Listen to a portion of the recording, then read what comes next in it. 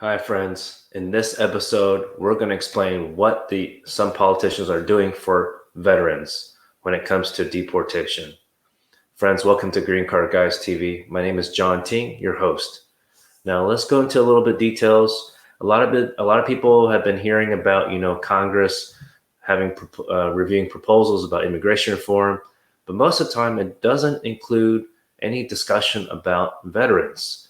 And you might not know this, but a lot of veterans, military veterans in the United States, do not have any status, or they may have green card status, resident status from many years ago. But for one reason or another, they may have got caught up with some crimes. And that's, often the case when I hear about veterans in immigration court. And sometimes, you may have heard of veterans who become homeless. And of course, if they're homeless, they don't have the funds to hire a lawyer. And many people who do have a roof over their heads don't have the money to hire a lawyer. So imagine that, right? So that's why the percentages of veterans are higher tend to be deported from the United States. Now, so that's a huge concern. Now, I want to show you what exactly has been proposed. It is called HR 1182. This has been proposed by Representative Mark Takano. All right, there are actually 41 co-sponsors as of when the bill was proposed initially, there were only 7 House Democrat co-sponsors. Now there's 41. So let me show you these sponsors, this list. It's processing here for a second, but here we are. I just want to show you real quick if any of them are Republicans. But so far, I don't see any R's. Isn't that sad? That's really sad because if you think about it, a lot of Republicans, right, conservatives, are really gung-ho and excited to increase military spending and talk about veteran this, veteran that, let's help them. Well, there's opportunity, right? This proposal passed the House last year, but it needs some more traction this year. I really do believe, the United States needs to give back to veterans, and this is one way to do it. Of course, healthcare is another issue, but in terms of immigration, this is the way to do it.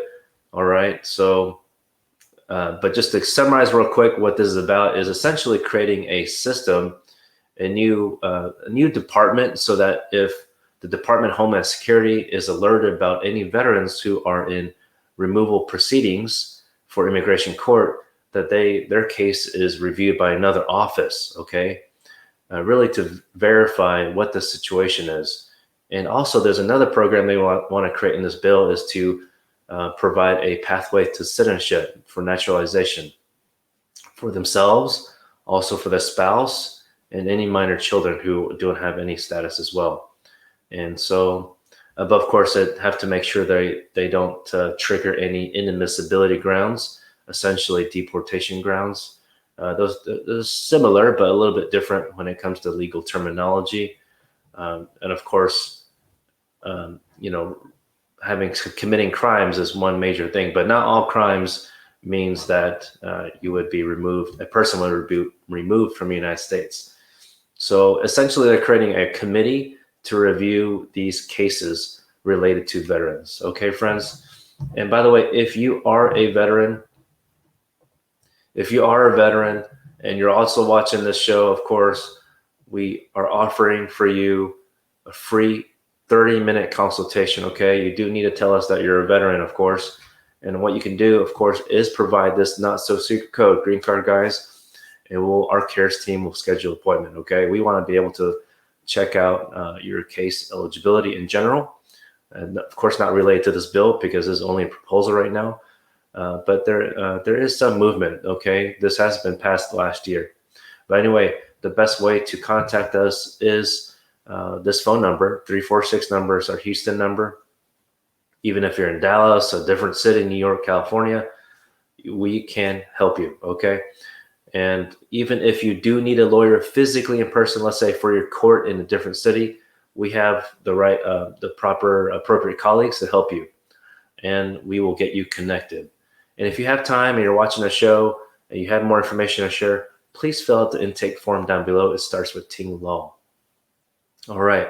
And the other thing I want to share with you is, what the supporters say about this bill. They say, of course, that, the people who serve our country have worked so hard, sacrificed their life. This is obvious, but should be entitled to some legal protection by the country that they've served.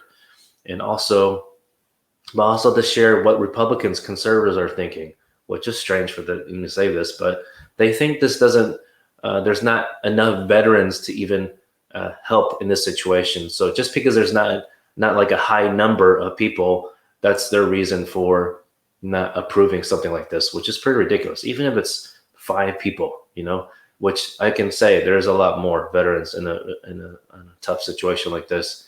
And they're saying if they convicted certain aggravated felonies, then they shouldn't have any special treatment. Yes, that's true. However, this committee will review if that's really accurate, because sometimes people in general, not just veterans, don't know how to argue to say that a certain crime is not an aggravated felony. Sometimes, people just go with what the government says. But as you can tell, you have to protest and contest the allegation. It's only an allegation until proven true. Okay, friends. So that wraps it up for this one. And, until next time, please continue wearing a mask. Talk to you soon.